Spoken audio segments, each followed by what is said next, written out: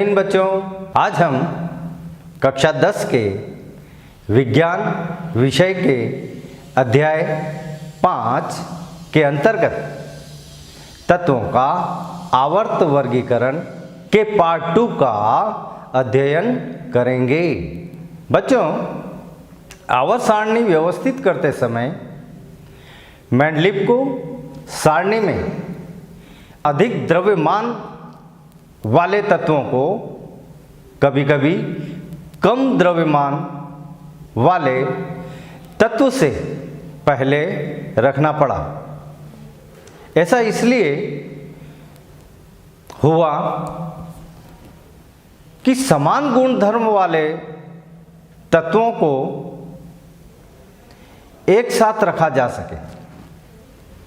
उदाहरण के लिए कोबाल्ट परमाणु द्रव्यमान 58.9 है, सारणी में निकल का परमाणु द्रव्यमान 58.7 है, तो कोबाल्ट का द्रव्यमान अधिक है, निकल का द्रव्यमान कम है, लेकिन कोबाल्ट को पहले स्थान प्राप्त हुआ।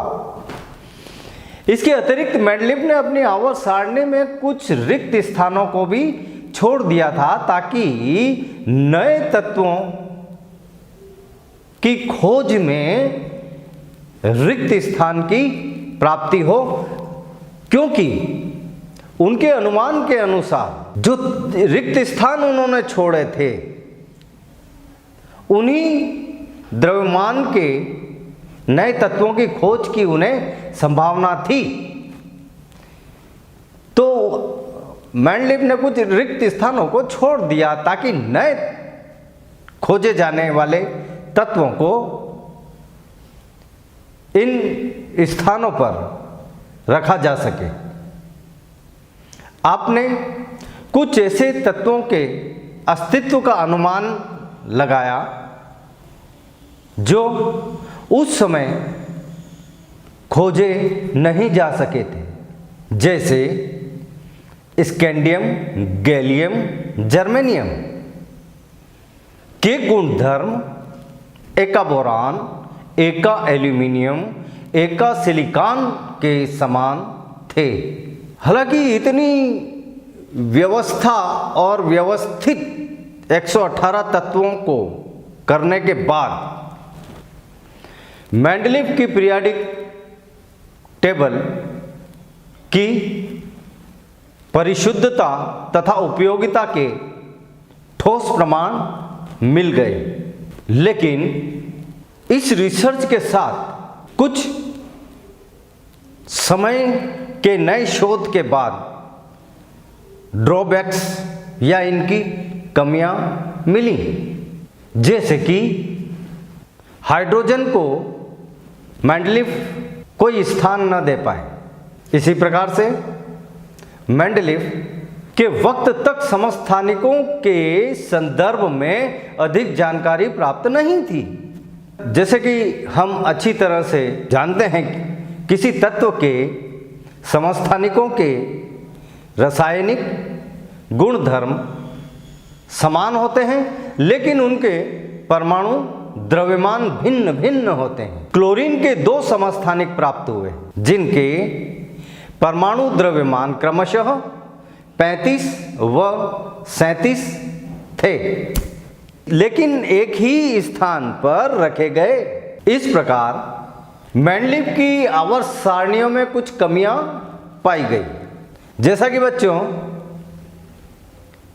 इससे पूर्व में मैंने आपको बताया था कि मेंडलीव की आवर्त सारणी में हाइड्रोजन को नियत स्थान पर नहीं रखा जा सका।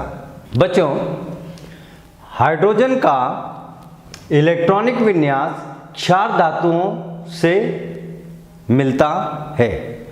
इलेक्ट्रॉनिक विन्यास की अपन यहाँ पर चर्चा कर रहे हैं। क्षार धातुओं की भांति हाइड्रोजन भी हैलोजन, ऑक्सीजन एवं सल्फर के साथ एक जैसे सूत्र वाले यौगिक बनाती है। यही उदाहरण के लिए हमें आपको बोर्ड पर समझाना पड़ा। हाइड्रोजन के यौगिक देख सकते हैं आप, और सोडियम के यौगिक जो लिखे हैं वो अपन देख सकते हैं। हाइड्रोजन HCl बनाता है तो सोडियम NaCl, लगभग सिमिलरिटी देखने को मिलती है तत्वों के निर्माण में। उसी प्रकार हाइड्रोजन ऑक्सीजन से अभिक्रिया कर H2O बनाता है तो सोडियम Na2O। इसी प्रकार H2S और यहां पर Na2S, तो ये एक जैसे सूत्र वाले यौगिक बनाती है हाइड्रोजन। तो यहां पर मेंडलीफ को इनके स्थान को नियुक्त करने में थोड़ी दिक्कत आई। दूसरी ओर हैलोजन की भांति हाइड्रोजन भी द्विपरमाणविक अणु के रूप में पाई जाती है और धातुओं एवं अधातुओं के साथ सहसंयोजक यौगिक बनाती है, जो इससे पूर्व के अध्याय में सहसंयोजक यौगिक के बारे में अपन ने विस्तृत जानकारी हासिल करी थी। इस प्रकार बच्चों मेंडलीफ की आवर्त सारणी में कुछ कमियां पाई गई। तत्पश्चात शोध की प्रक्रिया में निरंतरता बनी रही। अनेक शोधों के बाद इन कमियों को दूर करने के लिए वैज्ञानिक मोज़ले ने नई आवर्त सारणी का निर्माण किया, जिसमें उन्होंने परमाणु द्रव्यमान की तुलना में वर्गीकरण का आधार परमाणु क्रमांक को माना और आधुनिक आवर्त नियम की परिभाषा दी, जो इस प्रकार है। तत्वों के भौतिक तथा रासायनिक गुण उनकी परमाणु संख्या के आवर्ती फलन होते हैं। अर्थात जब तत्वों को उनके बढ़ते हुए परमाणु क्रमांक के क्रम में रखा जाता है, तब एक निश्चित अंतराल के बाद समान गुणों की या समान गुण वाले तत्वों की पुनरावृत्ति होती है।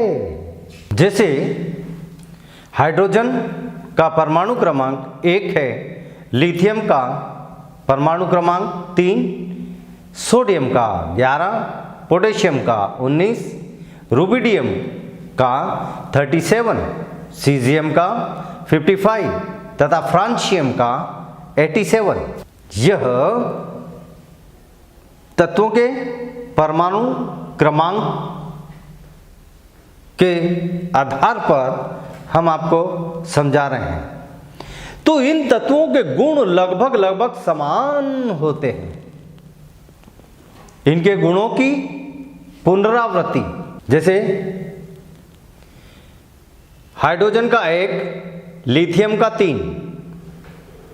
इसी प्रकार अगले में देखें तो 8, 8, 18, 18, 32 के अंतराल पर हो रही है। इस प्रकार परमाणु क्रमांक अर्थात प्रोटॉनों की संख्या ही उसका मौलिक गुणधर्म है, जो मोज़ले ने हमें बताया।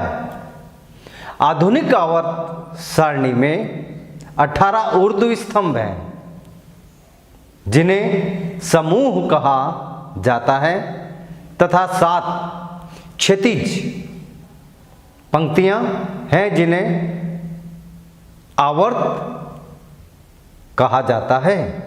प्रथम आवर्त में 2 तत्व रखे गए हैं। द्वितीय आवर्त में 8 तत्वों का समावेश है, तृतीय आवर्त में भी 8, चतुर्थ आवर्त में 18, पंचम आवर्त में 18, षष्ठम आवर्त में 32, सप्तम आवर्त। यह आवर्त अब तक अपूर्ण है। इसमें केवल 29 तत्व ज्ञात हैं। आवर्त सारणी का अध्ययन करने के पश्चात हम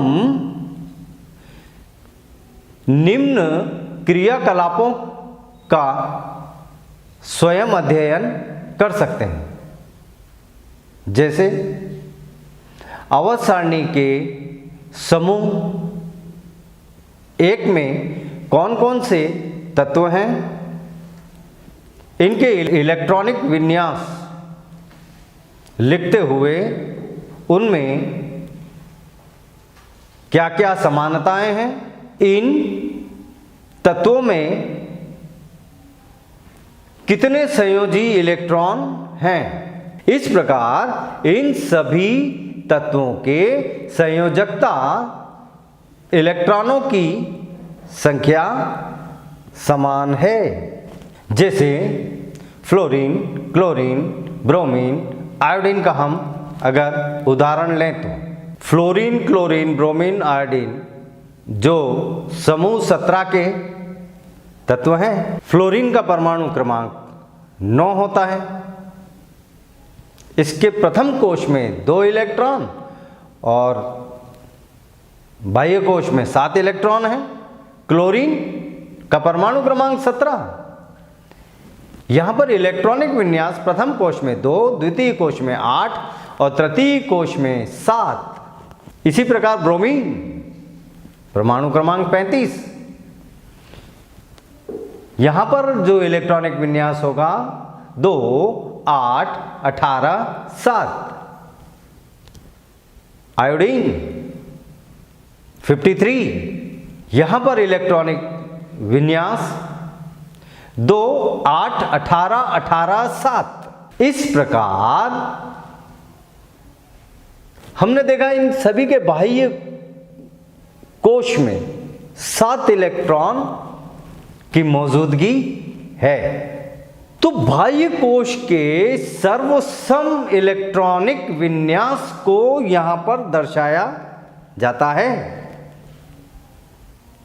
इन तत्वों के परमाणुओं के भीतरी कोश इलेक्ट्रॉनों द्वारा आप देखिएगा पूर्णतः भरे हुए हैं, जबकि बाह्यतम कोश अपूर्ण है। आवर्त सारणी का प्रत्येक आवर्त मुख्य ऊर्जा स्तर के आधार पर है। प्रथम आवर्त को छोड़कर अन्य सभी आवर्त क्षार धातु से आरंभ होकर निष्क्रिय गैस पर समाप्त होते हैं। बच्चों, असुविधा से बचने के लिए लेंथेनम के बाद 14 तत्व लेंथेनाइट और एक्टिनम के बाद 14 तत्व एक्टेनाइट को 2 पृथक कतारों में आवर्त सारणी में नीचे की तरफ रखा गया है। आप आवर्त सारणी में देखिए नीचे की तरफ लेंथेनाइट एक्टेनाइट की सीरीज दी हुई है। यहाँ पर किसी कोश में इलेक्ट्रॉनों की अधिकतम संख्या एक सूत्र 2n² पर निर्भर करती है, जिसे हम आपको बोर्ड के माध्यम से एक्सप्लेन करके दिखाते हैं। तो बच्चों, जैसा अभी आपको बताया, किसी कोश में इलेक्ट्रॉन की अधिकतम संख्या एक सूत्र 2n² पर निर्भर करती है, जहां n जो n दिया गया है, n नाभिक से नियत कोश की संख्या को दर्शाता है। जैसे यह हमारा नाभिक के पास में उपस्थित जो कोश होगा वो कहलाएगा के। इसके पश्चात जो कोश होगा वो है L, फिर M, N और इस प्रकार से यह क्रम चलता रहता है। तो हमें यहां पर यह दर्शाना है कि नाभिक के पास जो उपस्थित कोश है उसमें 2n स्क्वायर के हिसाब से अधिकतम कितने इलेक्ट्रॉन रखे जा सकते हैं। जैसे अभी आपको यह बताया गया कि यहां पर n नाभिक से कोश की नियत संख्या को दर्शाता है। अर्थात अगर नाभिक के पास वाला पहला कोश है K, तो हमारा जो सूत्र है वो सूत्र है 2n स्क्वायर। हम क्या करेंगे, 2n जो हमारा नाभिक के पास वाला कोश है वो 1 स्क्वायर में है, तो 1 इंटू 1, अर्थात हमारा आंसर आएगा 2। हमारा आंसर आया 2। वहीं पर अगर अर्थात 2 तो K में इलेक्ट्रॉनों की संख्या हो गई 2। यहां पर इलेक्ट्रॉनों की संख्या होगी 2, अधिकतम 2 होगी, 1 हो सकती है, लेकिन 2 से 3 नहीं होगी, क्योंकि ये इसका ऊर्जा लेवल अलग होता है, इसका एनर्जी लेवल अलग होता है, इनका अलग अलग ऊर्जा स्तर होते हैं। उन ऊर्जा स्तरों के आधार पर इलेक्ट्रॉन को रखा गया है। इसी प्रकार से L में 2 फार्मूले में है।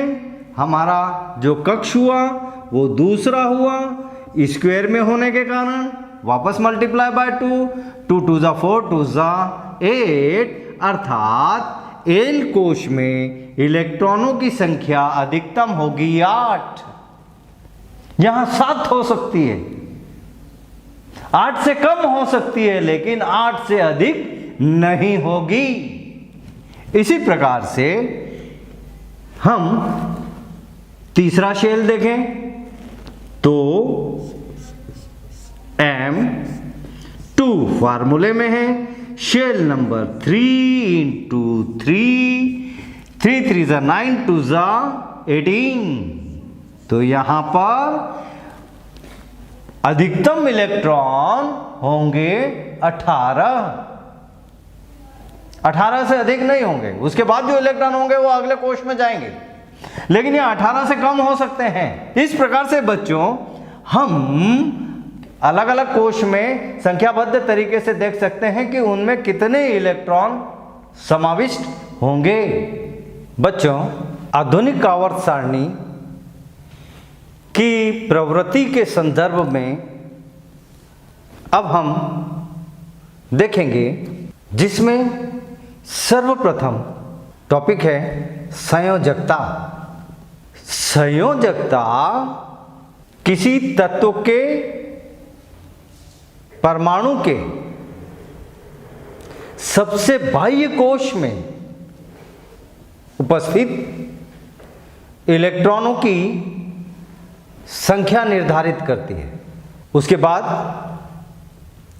परमाणु का साइज, तो परमाणु के साइज से परमाणु की त्रिज्या का ज्ञान हमें होता है, या त्रिज्या का हमें पता चलता है।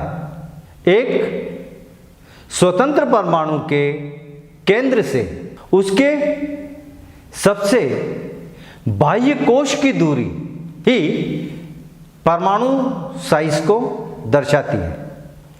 जैसे कोई परमाणु है, उसका न्यूक्लियस लिया, न्यूक्लियस से उसके बाह्य कोश की दूरी कितनी है, द आउटर मोस्ट शेल। तो आउटर मोस्ट शेल के आधार पर न्यूक्लियस से तय होगा कि उस परमाणु की त्रिज्या कितनी है। यह भी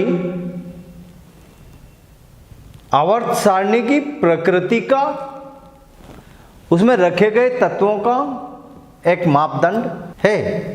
त्रिज्या के आधार पर उसकी साइज का पता लगा सकते हैं। आवर्त सारणी में बाईं से दाईं ओर जाने पर परमाणु त्रिज्या घटती है। आप देखेंगे कि समूह में ऊपर से नीचे जाने पर परमाणु का साइज बढ़ता है, क्योंकि नीचे की ओर जाने से एक नया कोश जुड़ जाता है। जैसे जैसे नीचे की ओर आते हैं एक नया कोश जुड़ते जाता है। अब बच्चों, धात्विक एवं अधात्विक गुणधर्म। सोडियम एवं मैग्नीशियम जैसी धातुएं सारणी के बाईं ओर तथा सल्फर एवं क्लोरीन जैसी अधातुएं दाईं ओर स्थित हैं आवर्त सारणी में। मध्य में सिलिकॉन स्थित है। यह आपको उदाहरण के रूप में बताया जा रहा है। मध्य में एक ही नाम लिया सिलिकॉन, अर्थात एक ही सिलिकॉन उपस्थित है, ऐसा नहीं। तो मध्य में सिलिकॉन स्थित है, जिसे अर्ध धातु या उप धातु कहते हैं। धातुएं इलेक्ट्रॉन को त्याग कर धनात्मक आवेश वाली हो जाती हैं और अधातु इलेक्ट्रॉन को ग्रहण करके ऋणात्मक आवेश को प्रदर्शित करती हैं। और यही धातुओं का धनात्मक आवेश एवं ये अधातुओं का ऋणात्मक आवेश से उनके द्वारा बनाए गए निर्मित ऑक्साइड्स की प्रकृति का भी हम सुचारू रूप से तालिका में अध्ययन कर सकते हैं। बच्चों, धातुओं के ऑक्साइड क्षारकीय तथा अधातुओं के ऑक्साइड सामान्यतः अम्लीय होते हैं। तो बच्चों, इस प्रकार हमने देखा कि धातु अधातु को अलग अलग करके उनके ऑक्साइड्स तक की जानकारी एक पीरियोडिक टेबल के आधार पर हम प्राप्त कर सकते हैं। तो मोज़ले सर ने जो आधुनिक आवर्त सारणी बनाई वो परमाणु क्रमांक के आधार पर बनाई। उस आधार पर बनाने से क्रमानुगत हम एक के बाद एक तत्व को रखते गए एवं उसमें धातु अधातु उपधातु का निर्धारण करते हुए जब हम आगे बढ़े तो इन धातुओं के यौगिकों के गुण धर्म के बारे में भी हमें पता चलने लगा। और प्रकृति में टोटल जो 118 तत्व हैं उनके संदर्भ में रसायन शास्त्र का अध्ययन करना बेहद आसान हो गया। तो बच्चों, इस आधार पर प्रश्न बनता है। पहला प्रश्न, मेंडलीफ की आवर्त सारणी में कौन कौन सी कमियां थीं? प्रश्न नंबर 2, आधुनिक आवर्त सारणी स्थापित करने वाले वैज्ञानिक का नाम बताइए एवं उन्होंने आधुनिक आवर्त सारणी को किस आधार पर बनाया यह समझाइए। आधुनिक आवर्त सारणी में धातुओं के ऑक्साइड और धातुओं के ऑक्साइड की कौन सी प्रकृति होती है समझाइए। तो बच्चों, हमारा यह लेसन यहीं पर समाप्त होता है। उम्मीद है आप लोग इस लेसन को याद करने के बाद लिख कर देखेंगे, स्वयं का अवलोकन करेंगे कि हम लिख पा रहे हैं या नहीं। उसके पश्चात आप अपने आप में कॉन्फिडेंस पाएंगे। तो आज के लिए इतना ही। जय